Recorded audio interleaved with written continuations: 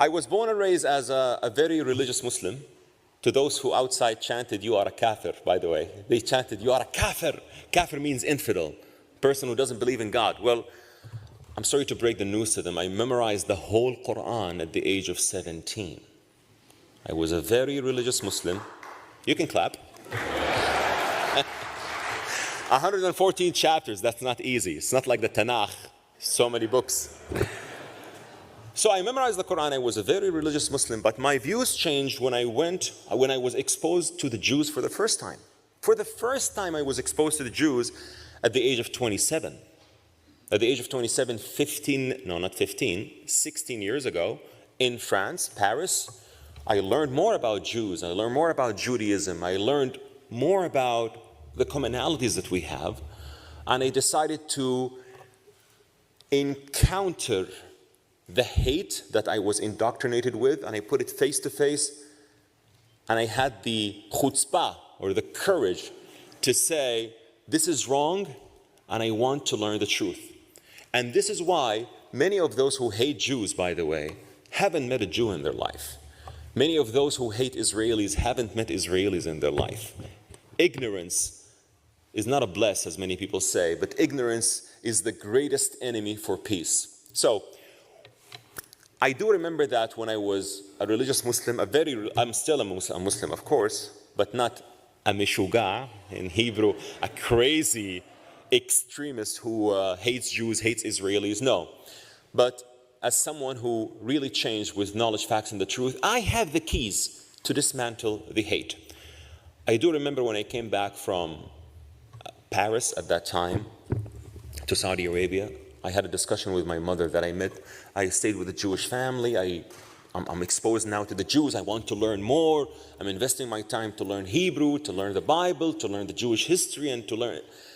My mom, God bless her, told me, "Loay, you are under a sudden fascination by this Jewish family. It will go away in 2 months." 16 years and counting. 16 years and counting. And when October 7 happened, that was the pivotal point to me to say that if you really change, you have to speak up. Why are you afraid to speak up? Did you really change? Did you really expunge the bad ideas that you had in your chest? Or are you afraid to speak up? I said, no, I did change, and I'm going to speak up. I know there's a price to pay, but I'm willing to pay the price. You know why you're willing to pay the price? Because I didn't change with emotions or just because I love Israelis or I love the Jews. No, because I really learned facts that I was indoctrinated with ignorance against those facts when I was young. Facts about Israel, facts about the Jewish people, facts about the region, facts that are the biggest hurdle for peace in our region, and I will get to tell you more about that. So, I realized many things that we were indoctrinated with, that they were wrong, and I assure you that many of those protesters outside are still indoctrinated with. Those who support Hamas in the West, I can assure you they haven't read Hamas charter. They haven't. And I spoke to many Americans, white Gen Z's Americans, in Providence, Rhode Island University, and I told them, excuse me, have you read the Hamas charter? He said, yes, I have read both charters, the watered down one in 2017 and the original one in 1988. Please show it to me. He showed me the link. He said, you haven't read it. He said, here it is, the charter. He said, you haven't read it in Arabic. If you don't speak Arabic, you don't know what the charter says about their belief of the eternal enmity against Jews, of their total destruction of Israel. And by the way, they hate even Jews who are not, how to say this, who do not believe in the state of Israel. I just read an interview by Mr. Noam Chomsky, I think his name. I'm not so sure of how to pronounce it, but he said the Houthis, when they wave a flag that says "Curse be upon the Jews," it's because they haven't met a Jew in their life. They only know the Jews from Israel, because Israel identifies itself as a Jewish state. Well, this is the problem with those who don't know the Middle East. There are Jews in Yemen who did not go to Israel.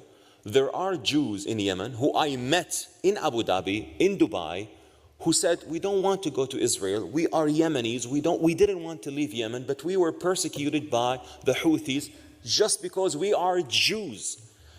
People in the West, like this gentleman, they don't understand that the real reason to hate Jews is a religious reason.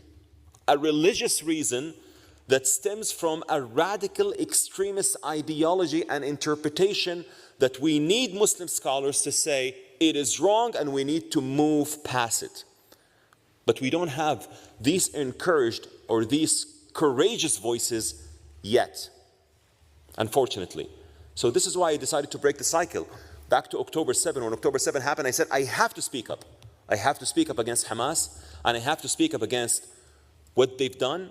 Because Hamas on October 7, they did not break into Israel to kidnap 3-4 soldiers and release 400 Palestinian soldiers as they did in 2011 with Gilad Shalit deal. No, they went to a music festival. They killed Israelis who celebrated life. They went to kibbutzim, the settlements in the south. I went to Be'eri and I saw the horrors of what Hamas terrorists did.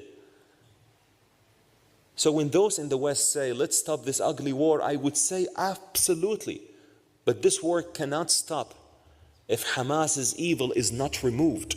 And by the way, if it's not removed, it will come after you here in Europe, in London, in Montreal, in Canada, in the US, and also after us, the moderate Arab states as well. Israel is not fighting on its behalf. Israel is fighting on behalf of humanity.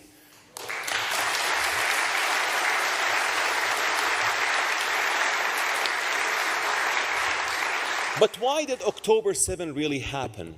It happened because there was a shift for peace in the region. The Abraham Accords, the peace agreement that I defend with all my soul, with my heart, with my mind, because I've seen how it was built from the grounds up. The peace agreement between Israel and 4 Arab states, the UAE, United Arab Emirates, where I come from, Bahrain, Morocco, and hopefully Sudan on and off because of the troubles that were made in Sudan.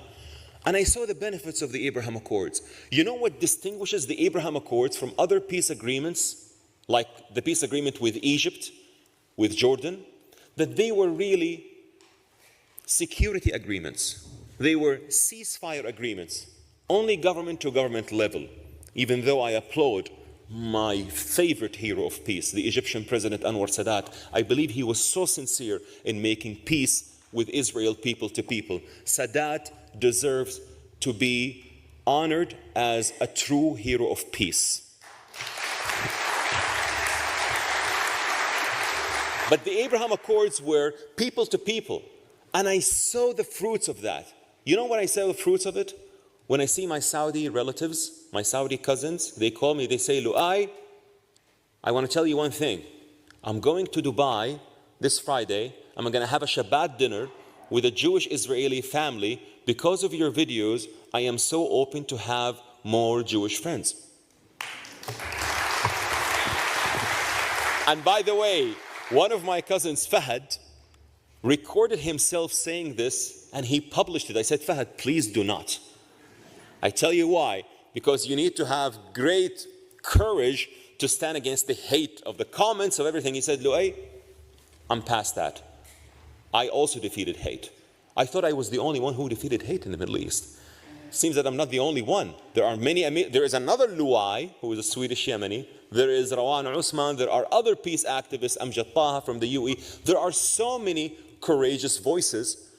We are a growing minority, but we are getting there. We put our heads above the parapet, but we are getting there. This is why I intentionally wore my traditional clothes today, because I wanted to tell you this is the traditional Arab clothes that I'm so proud of. I'm so proud of being an Arab. I'm so proud also of being a Muslim.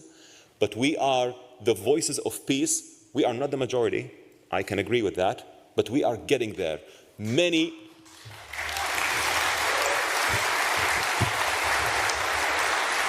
movements in history started with a minority, but they became the majority one day.